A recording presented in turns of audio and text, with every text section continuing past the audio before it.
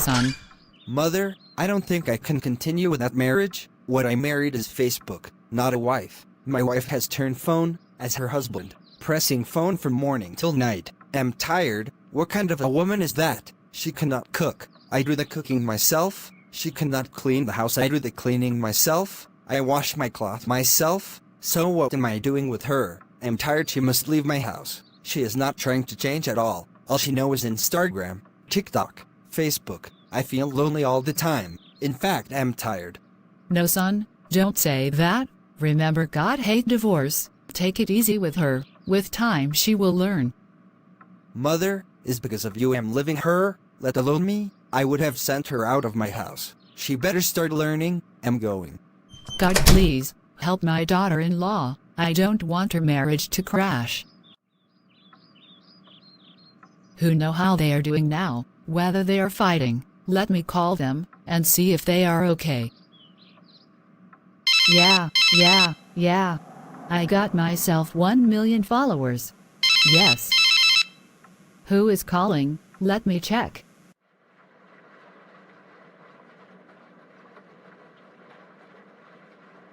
This woman again. What is all this? If it's not sister-in-law, it will be mother-in-law. Don't they know their son is married? Why are they calling all the time? Nonsense. Hello, Mommy, I don't mean to be rude, but I think I'm fed up. Can't you people understand that? Peter is now married. With all due respect, you guys should let him be. Give him some space. Dear, what's wrong? I heard you calling. Who was the caller? Oh, is my mother. What happened? Did she say something bad? No, she didn't. It's just that I'm sick and tired of them incessantly calling your line. Some hours ago, it was your sister. Before we left for work in the morning, it was your dad. Why can't they leave us alone to live our? Leave you alone? And how dare you hang up on me? Alright, since you failed to ask why I called, I will let you know. I called to check on you too, because I was in your vicinity. Nothing more. I called you first, but when you didn't pick up your phone, I called your husband. Well, I'm sorry if you feel disturbed by our call, but I think it's about time you know why. You see, my dear, we all love you, and your husband loves you so dearly, but he's getting fed up with your attitude. You lack basic homemaking skills. You neither know how to cook, nor how to make the home habitable. Since you got married, your husband alone does the cooking and the laundry. He tidies up your wardrobe and goes shopping for you, while you enjoy reading novels and chit-chatting with your friends on social media. You are not hospitable. Your husband feels lonely, even when you are together, because you prefer the company of your phone to his. When your husband couldn't bear it anymore, after you ignored all his effort to help you turn over a new leaf, he confided in us. Though he would have preferred to talk to your parents about it, we didn't want to embarrass them. You see, most of those our calls that you despise have been to encourage him to give you more time to learn and adapt to married life. I think it would be better that you spend more time on changing your lifestyle and saving your marriage than monitoring who calls or doesn't call your husband. I'm sorry, Mom. I'm so ashamed of myself. Never know I'm hurting my husband so much. I never know you are there protecting me. I'm busy hating you. You are welcome. I will be in the kitchen. Come join me. Dear, I'm sorry for not taking you serious. When I was growing up, my dad never allowed me to enter kitchen. He sees it as a distraction to be ambitious and intelligent. All my dad wanted was for me to face my studies. I'm not allowed to do any housework. Please, I'm sorry. I promise. Do change for better. Is okay. I'm happy you have promised to change. Let's learn together.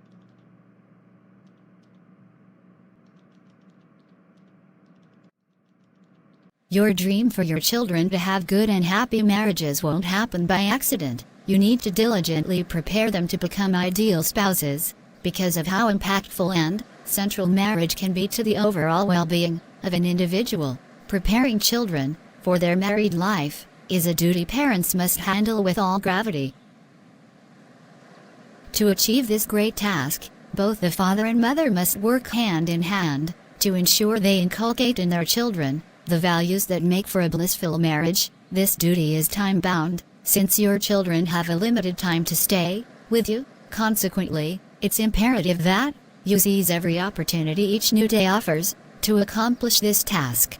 Begin early to teach them what they should know. Never feel they are too young or too busy with their studies to be bothered with conversations about marriage. While it is true that marriage is an institution of continuous learning, your sons and daughters should be aware of the responsibilities and demands of marriage before they say, "I do."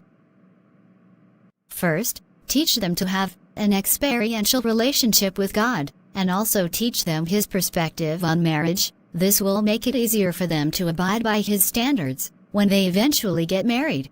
As a father, teach your son to be an ideal spouse to his future wife. The easier approach to this is to make your marriage a template for him to see and emulate. Be a role model to him in every aspect, in loving your wife and children, and in faithfully carrying out your God-given roles as the head of the family. That way, your teaching will be reinforced.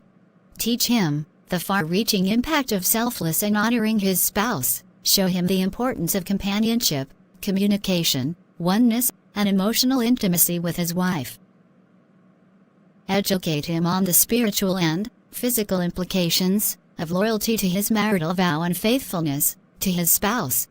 Teach him the dignity of labor, letting him know that providing for his wife and children is a foremost responsibility he must undertake as a husband and father. 1 Timothy 5 verse 8.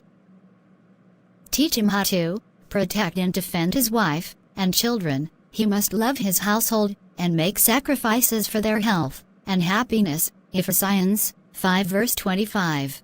Also, teach him homemaking skills, how he can help his wife in their domestic affairs, and show him practical ways to win her endless love and submission. Thanks. I will try to put them in practice. You are welcome. In the same vein, a Christian mother should train her daughter to become an ideal spouse. Teach her the importance of communication, mutual respect, and selflessness in marriage. Exemplify the essence of tolerance and hospitality in your home, and show her practical ways to love her husband, children, and in-laws. Teach her homemaking skills, personal hygiene, and how to make herself charming to her husband. As you teach by words, don't forget to concretize it with a matching example of your relationship with her dad. Let her see your love, submission, and support for your husband. This will create a lasting impression of how she should relate with her spouse in her subconscious mind. Let your actions as a wife speak louder than your words as a mother. Titus 2 verse 4-5. May the God help us as we do so. Thanks. I will make sure I put them in practice. You are welcome. Train your children in the way they should grow. Thanks for watching. Please subscribe, like, and share. God bless you. And remember, Jesus really loves you.